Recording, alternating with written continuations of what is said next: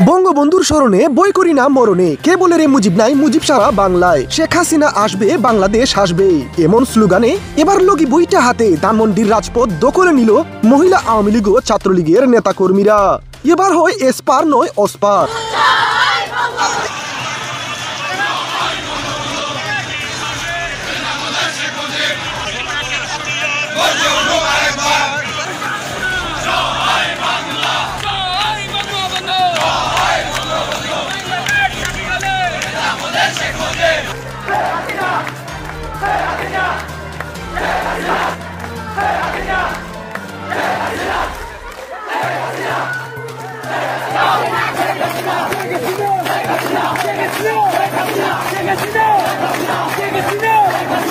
ভাই রে ভাই, ধানমন্ডির পুরো রাজপথ দখলে নিল মহিলা আওয়ামী লীগ ও ছাত্রলীগের নেতাকর্মীরা।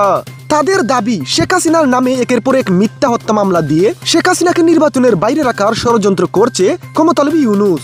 আওয়ামী লীগ ছাড়া এই অবৈধ নির্বাচন আমরা মানি না। এই অবৈধ ক্ষমতালোভী ইউনূসের পতন না ঘটিয়ে আমরা রাজপথ ছাড়বো না। আমরা হয় শেখ হাসিনার জন্য লড়বো, না হয় মরবো।